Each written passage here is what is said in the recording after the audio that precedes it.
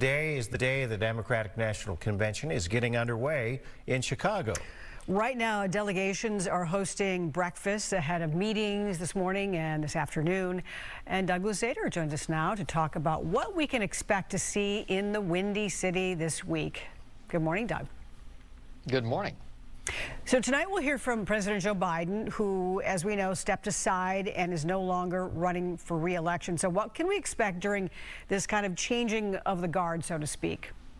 Well, Joe Biden clearly wanted to be speaking on Thursday and not Monday. It didn't work out that way for him. They have clearly bookended these speaking assignments. Obviously, it's traditional for the nominee to speak at the very end. And they want to give Joe Biden clearly his due. They want to honor his long career in politics and then kind of move on to other things. So in between them, there are other Democratic heavyweights that are going to be speaking, including former Presidents Clinton and Obama. All of this to try to kind of culminate in Kamala Harris formally accepting the party's nomination, which is a reminder that, you know, these conventions generally are just kind of celebrations. They're long pep rallies.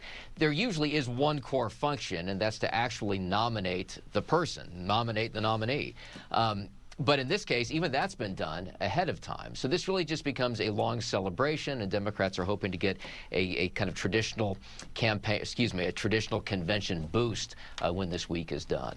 Right. And since you mentioned there's not a lot of official business left to happen here for the Democrats, but we know that they'll likely be focusing on the agenda, which is yet to come out. Is that one of the things we may see today, as early as today?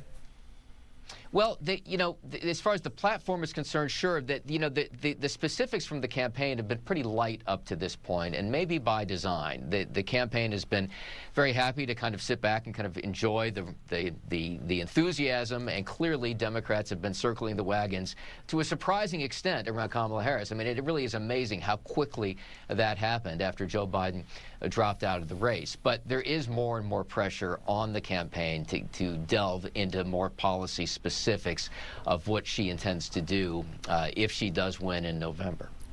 Right. This is a chance for her to separate herself and chart her own path with this convention. And, of course, we will see and get more highlights throughout the week. Thank you, Doug. Sounds good. Thank you.